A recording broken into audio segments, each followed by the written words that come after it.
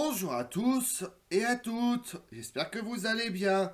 Aujourd'hui on s'intéresse à une figure demeurée dans l'ombre du roi Soleil et de sa femme Françoise Athénaïs de Rochechouart de Mortemart, plus connue sous le nom de marquise de Montespan. Le jour où Louis XIV jette son dévolu sur Madame de Montespan, chacun à Versailles félicite le mari.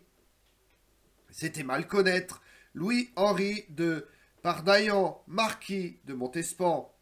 Il orne son carrosse de cornes gigantesques et menant une guerre sans merci pour récupérer sa propre femme, en s'opposant à la volonté du tout-puissant Louis XIV.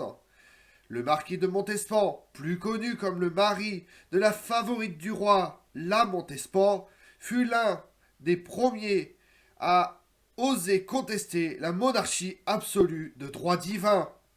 Comme le disait le duc de Mortemart, beau-père du marquis de Montespan, démontrant l'approbation de tous sur le choix du roi et le désaccord avec la conduite du marquis. Que d'histoire, parce que le roi aime à se rôtir le balai dans ma fille. Vous voulez en savoir plus sur le marquis de Montespan? Venez avec moi. Les historiens, les romanciers, les cinéastes se sont beaucoup occupés de la Montespan, éblouissant symbole de Versailles. Mais fort peu de son mari, dont, de son vivant, tout Paris se gaussait. La cour, les bourgeois, et même le petit peuple en redemandaient, comme aujourd'hui les lecteurs de la presse People. Tous voulaient savoir les dernières inventions du mari trompé. Molière le ralliait. Dans son Amphitryon, les chansonniers du Pont-Neuf faisaient leurs gros titres de ces frasques qui finiraient irrémédiablement par faire de l'ombre au roi Soleil, homme excessif qui n'a jamais abdiqué devant Louis XIV. Louis-Henri de Pardaillan de Gontrie, marquis de Montespan, est un aristocrate gersois, avec qui la vie et l'histoire n'ont pas été tendres. Jusqu'ici, la seconde lui a réservé ses oubliettes. Indéniablement, le marquis méritait mieux. Il n'y a eu pas cocu plus magnifique que cet homme. Face à un Louis XIV qui a fait 7 enfants à sa femme, le Gascon fait preuve d'un panache et d'un courage sans égal dans les annales royales. D'obstination, diront certains, d'inutile entêtement, dirent d'autres au XVIIe siècle, les tenants de l'absolutisme triomphant. Cet hobereau désargenté ose se présenter à la cour en grand deuil dans un carrosse orné de cornes monumentales, quand tous les maris dont le roi honorait les épouses s'empressaient de compter combien cela leur rapportait. Se proclamer amoureux et non partageurs ne manquait pas de piquant. Si le marquis de Montespan s'était contenté de ce fait d'armes, l'événement aurait pu rester du domaine de l'anecdote. Mais ce mari trompé fut un des cocus les plus revanchards de tous les temps.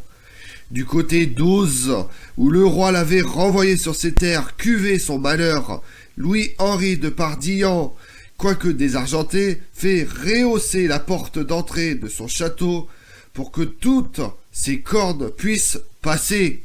Fils de Roger Hector de Pardaillan de Gontrie, marquis d'Antin, et de Marie-Christine de Zamet, dame d'Épernon, il épouse en février 1663 Françoise Athénaïs de Rochechouart de Mortemart, dont il eut 2 enfants.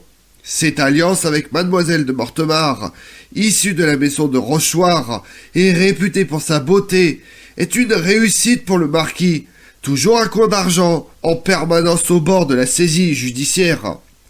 La rencontre de Louis-Henri de Pardaillan de Gontrie avec mademoiselle de Tonnay-Charente, titre de mademoiselle de Mortemart, s'effectue à la suite d'un duel où le frère du marquis, Henri, marquis d'Antin, est tué et le futur mari de Françoise Athénaïs, Louis-Alexandre de la Trémoille, s'enfuit en exil au Portugal. Car comme vous le savez, les duels sont interdits dans le royaume de France. S'ensuit alors une vie très pauvre, mais passionnée, entre les 2 jeunes époux. Le marquis décide alors de partir à la guerre, afin de faire fortune et offrir un mode de vie à son épouse qu'il considère mérité et nécessaire compte tenu de l'amour qu'il lui porte. Dans le même temps, Il peut obtenir quelques crédits financiers de la part d'un roi qui lui est finalement reconnaissant malgré plusieurs échecs où il se trouve de plus en plus endetté. Débute alors une guerre aux frontières pyrénéennes où le marquis de Montespan part combattre, se retrouve blessé et revient au bout de 11 mois. Il aperçoit alors sa femme enceinte du roi. Le marquis de Montespan déclenche un tapage épouvantable dans tout Paris, tandis que sa belle famille est récompensée et que la ville entière demeure stupéfaite devant l'ingratitude de celui qui devrait se trouver flatté par tant d'honneur.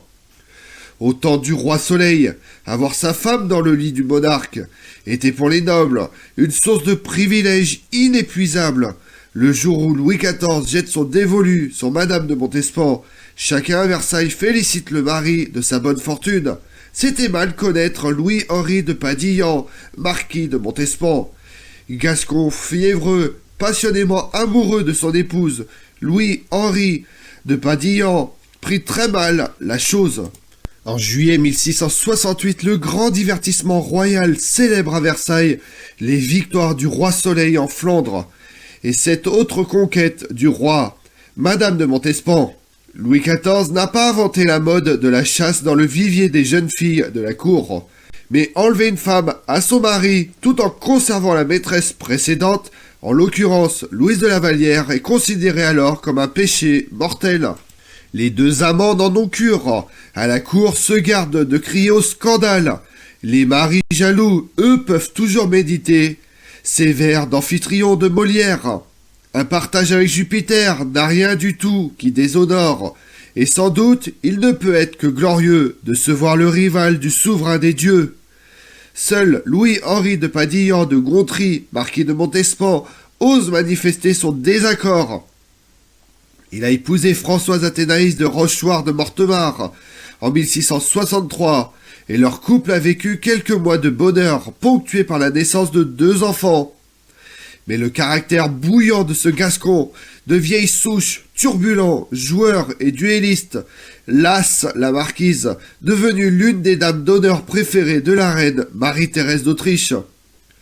Pour autant, en butte aux assauts du roi et soucieuse de sa vertu, elle supplie son mari de l'emmener dans son château de Bonnefond en Gascogne. Il refuse. Elle cède donc à Louis XIV et se retrouve enceinte. Furieux, le marquis débarque en trombe à la cour en septembre 1668 dans un carrosse drapé de noir surmonté d'immenses ramures de cerf, proclamant son coquillage. Il traite le roi de canaille, menace sa femme de la violer après avoir couché avec toutes les putains de Paris pour qu'elle le contamine de la vérole. Quant à Madame de Montausier, qui a couvert l'adultère, il l'accable d'injures, ébranlée, elle doit quitter le service de la reine. La mesure est comble. Le marquis de Montespan est emprisonné à Fort-l'Évêque, puis renvoyé sur ses terres. Il y fait une entrée spectaculaire dans le même carrosse, enterre symboliquement sa femme et impose le deuil à toute sa maison. Le roi tente de désamorcer le scandale en lui proposant le titre de duc. Peine perdue. En 1707, Montespan lègue à son épouse qu'il n'a jamais revu son portrait à mettre dans sa chambre lorsque le roi n'y entrera plus, et à ce dernier son château pour en faire une maison de dame repentie. Comble d'insolence, il reconnaît comme ses enfants légitimes les bâtards du roi et de la marquise et signe Montespan, époux séparés quoique inséparables. Ses pères en coquillage ne virent qu'une extravagance ultime du marquis dans ce qui fut une véritable révolte contre le roi. Comme on l'a vu, 4 ans plus tôt, le 28 janvier 1663, en l'église Saint-Sulpice à Paris, Louis-Henri de Padillan de Gontry, marquis de Montespan, a épousé Françoise de Rochechouart de Mortemart, une union placée sous le signe de l'amour. Ce qui n'est pas si fréquent dans le milieu de l'aristocratie, union marquée aussi par les difficultés financières liées au train de vie dispendieux des aristocrates, La belle Françoise Athénaïs de Rochoir de Mortemart se fait appeler Athénaïs, et les charmes de ses bons mots vont rapidement attirer l'attention de Louis XIV. Elle va ainsi remplacer le premier favorite du roi et exercer à la cour un rôle d'influence sans pareil avant d'entrer à son tour en disgrâce et d'être remplacée par Madame de Maintenon que Louis XIV épouse en secret après la mort de la reine. Je vous remercie d'avoir suivi cette vidéo en ma compagnie. Si vous voulez connaître mes autres vidéos, retrouvez-moi chaque matin à partir de 6h45 sur ma chaîne YouTube Tout sur l'Histoire avec Damien, mais également sur les réseaux sociaux, Twitter et Instagram, Histoire Damien. Et pensez à liker, commenter et vous abonner. Je vous remercie à tous.